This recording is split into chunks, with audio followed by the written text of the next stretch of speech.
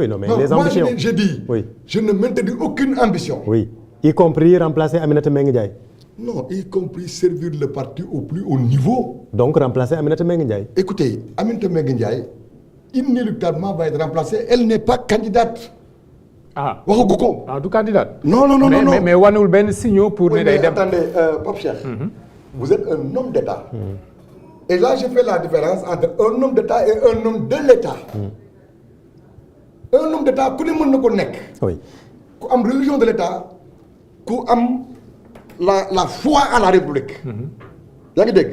Mais un homme de l'État mooy quelqu'un qui est dans l'appareil d'État am une position d'État qui lui fait connaître des choses ou qui lui fait ignorer des choses. Oui. Ce que je veux dire Aminata Mbengue Ndiaye bu toogoon yow xam nga luy homme d'État xam nga luy homme responsable.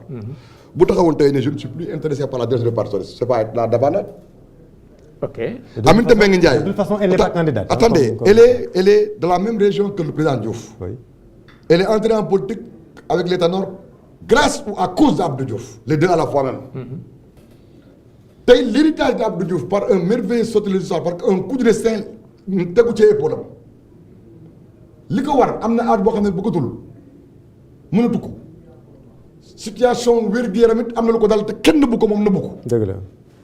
mais day toog ba ñu organiser renouvellement avec un nouveau mode de dévolution du pouvoir fal njiit lu bees mu jëbal ko léegi yi. ok moom waaye bu sëllëxee yëf yi. moo tax ma ne elle devrait être célébrée plutôt que d'être flétrie parce que 70 plus de 75 ans. dafa am benn aada bu ngeen am. Senghor daf fi teg Diouf ci bopp parti bi Diouf teg fi Tanor ci bopp parti bi est-ce que Aminata Mbengue Ndiaye dafa am secrétaire am. du fi teg Wilane. li ma la mën a wax mooy. époque yi du benn réalité du benn. Oui. Le président Diouf bi ko article 35 joxe yëf yi te balaa muy am je répète que il y avait des contractions dans le parti il y avait même des choix Senghor n'a pas été amené seulement à prendre il pouvait amoon na ko présenter mais il a fallu que Abdou Diouf def ses preuves ba tout le parti ànd ci état bi ak régime bi ànd ci ñu modifier loi bi te xamoon nañ ne bi ñu koy modifier lii la. il était à l'époque premier kenn contesté wu koon ba mu xëy nekk président bi Tanor aussi il a été élu consacré dans le cadre d'un congrès finalement qui a été caractérisé congrès sans débat en 1996 ku ne xam na ne Tanor après le départ d'Abdou Diouf il a fait ses preuves. tey am sous leadership tey Aminata moo fi nekk. mais bu fekkee da la choisir dans ce cas lan mooy nekk sa posture bu la choisiroon yow. waaw dama la bëggoon ne la dañu balaa ñuy àgg foofu maanaam on a décidé dañu def ay séminaires yu bëri. def ay conclave créer une commission de relance. mu def synthèse jukki ci 33 propositions parmi lesquelles le mode de dévolution du pouvoir nañ daan falee secrétaire du parti ak nañ falee woon Tanor bokkutul ak ni ñuy war a falee désormais. ni structure yi di fonctionner bokkutul ak structure yi ñu daan am mu nekk des structures de mobilisation pour accompagner un parti de l'État un parti du gouvernement.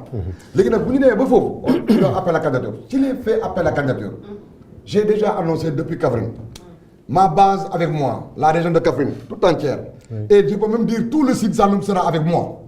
J'ambitionne. Bon, vous n'êtes pas en J'ambitionne de soumettre ma candidature. mais vous avez accepté le poste. dégloo li ma la dama ne. ok dama fas yéene buñ ca yeggee quel que soit le mode de dévolution. danaa jébbal sama candidature ni ko sama waa dëkk ak sama waa région. demandé samay mbokkit commencé koo liggéey te am na ci biir Sénégal aussi des coordinations et des hommes et des femmes qui le veulent. on va bientôt terminer. benn laaj bu ndaw rek balaa ñoo jeexal. nëbb ma ko kenn. ok Diomaye ak gouvernement Al Aminou Lo bii nii ñu ngi doon soupçonné ne bon wanoon ngeen leen bëtu ak woo leen ñu boole leen ci affaire yi ba ñu ngi si sax wax ne am na ñaar ñu bëggoon dellu ci gouvernement bi notamment Serigne Mbaye Thiam lay tontu si loolu. loolu moom xawma ca ndax manuma lu ma fekkewul lu ma xamul mënuma ci wax waaye daal li ma xam mooy ne mosuñu maa wax Aminata Mbengue Ndiaye secrétaire du parti socialiste mosumaa wax ne Diomaye câblé na ko wala yónni na fa ndaw pour waxtaan ak moom ci lu jëm dialogue bi mosumaa fekkee ci réunion bu ñu ko waxee te maay porte-parole parti bi waaye nag nopp moom amul kubéer te moom mag borom li ñuy ruuma naat dégg naa ci yu bëri dégg naa ci bay ñi naan est-ce que dëgg laa du dëgg nag xaw ma ci dara waaye da nga ma laaj dégg naa ñu naan diw ancien trouble enfant trouble la ki nekk ci gannaaw président aide de camp ancien enfant trouble la premier ministre bi Alamine Lo ancien enfant trouble la gouvernement bi am na ci enfant trouble est-ce que du seen collège yu ancien enfant trouble yi bokk ci PS ñooñu dañoo bëgg a wax ak ñoom ba dañuy jéem a def dara waaye ma leeral leen benn mbir et ça mën nga confirmer c'est une vérité historique da ngay nekk PS takk ci lépp foo wax ñi xaram ne la PS nga xëy bàyyi PS am retrouver une seconde virginité dal na fi Niass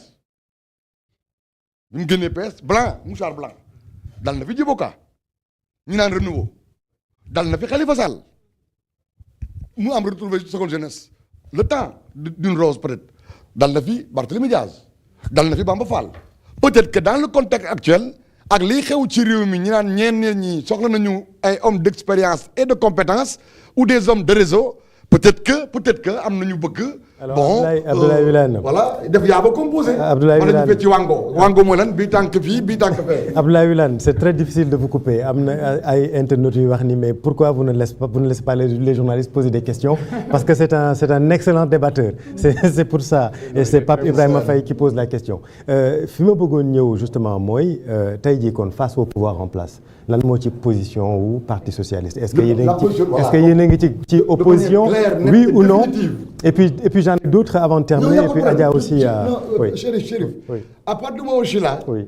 C'est vous qui voyez selon votre oui justement votre programme parce que foog ñu wax ci làmb ji mais amul benn làmb ji mën naa cee wax coupe du monde bi dinaa ci wax am naa ci xalaat parce que man kon di nga resté dama doon bëree am naa tur xamul nekkoon sama tur oui Darma Ndànk ok waa léegi kon yéen a ngi ci opposition bi wala fu ngeen nekk oui justement de manière claire nette définitive la position du Parti socialiste clairement définie position du Parti socialiste taxawaayam depuis 2024 mooy ñun dañu fas yéene nekk ci opposition bi élection bu jot Parti socialiste dafay sàkku ci ndaw ñi jigéen wala góor mag ñi góor wala jigéen toute génération confondue ñu dem defaru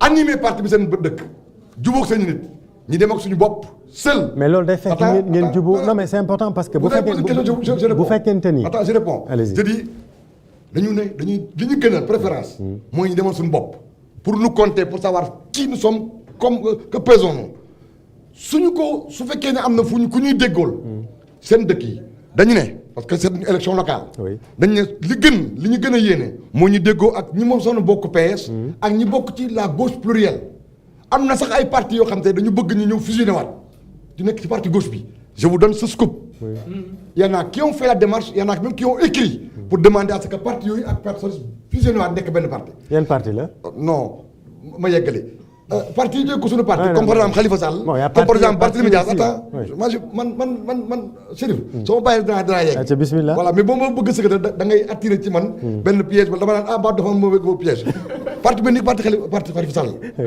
parti mel ni ki mouvement wu ñoom Barthélémy Dias ak yeneen parti dañ ne juboo nekkaat benn parti mënul yomb heure bi nii li mën a yomb mooy ñi mën a am un cadre de concertation suñ ko mën a élargir même à toute l'opposition moo ñu gënal pour que ñu ànd doot dem élection locale et éventuellement su législative amee anticipé ñi mën a ànd ensemble pour sauver le Sénégal su mënta am ñu def loolu ñun tam PS ñu ne présidentielle bu jotee suñu amoon li ñu gënal candidat wu PS day convaincre ñëpp suñu mënta convaincre ñëpp ñu seet ñun neen ñan lañ mën a déggool mais Chérif posons-nous la question ku am ambition boobu muy seen position li ñu parti que ne yow bokkoo ak régime bi fi nekk dara da nga leen ñaanal yàlla na nga am ndam waaye doo jaxasoog ñoom parce que jàngee nga ci ànd ak parti au pouvoir loo xam ne nii li nga daj ci jamono yi affaire bëgguloo ko encore waaw ma ne parti bi noonu yow nga ne parti boobu bëgg nga mu jiite réew mi bëgg nga mu am ay nit ñu gagné seen commune naka ngay indee crise bu ñu mel ji ju ñu mel gàcce gu ñu mel kersa gu ñu mel mais Abdoulaye Wilane c'est anti-parti bu ñu xoolee tey jii yéen depuis 1960 PS Pape def na fi benn rappel historique bu am solo tey jii ngeen yéen a ngi woote relance depuis un certain temps Khalifa Sall Serigne Mbaye Thiam Aminata Mbengue Ndiaye saa yoo tuddee Khalifa Sall ak Barthélémy Dias ci parti bi waaw am na ñuy bëgg a xaru dañuy daanu yesi bon waaw mais mënu leen jubboo seen biir mënu leen jubboo seen biir ci contexte bu nga xamante ne gis nañ que ni aujourd'hui il y a une force écrasante qui s'appelle PASTEF est-ce que tey jii yéen ban offre ngeen mën a wan ñi nga xamante ni ñoo njort ni mën nañ leen voter waaw en tout cas loolu dinañ ci am ndam mën naa la wax ne la tey boobu bu Sénégalais bu tëdd di nelaw bala mu dox di dem liggéey bala mu toog dëgg mu di xalaat li muy yàkkamti li muy ñaan yàlla te souhaité woon humilité oubli de soi maanaam promotion de l'intérêt supérieur. yóbbu un socialiste mu nekk candidat dès le premier tour à xoolal score soviétique mooy am. face à don de soi mi fi nekk nii. don de soi ñi fi nekk nii ñun ñëpp ñooy coow moo tax bu leen fekkee ñu am rassemblement nga gis ñuy jooy ka kenn yu jooy moo xam la muy jooy ndax xool kese na te ba wokkee su ko ndax baaraam jotu ko waaye Sénégal yi jéppi nañ leen génn nañ ci ñoom.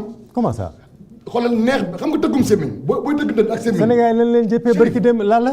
Chérif dama bëggoon rebondir foofu mais comme booy tëgg ndënd mënu ma dugal question bi alors monsieur Wilane. yore sémmiñ mais congrès Pastef fi barki mais monsieur Wilane waaw tey dak ñëpp gis nañu ne c'est un constat national que Pastef en termes de mobilisation mooy numéro 1 tey dem na ba nekk un grand parti boo xamante ni affronter leen dootul yomb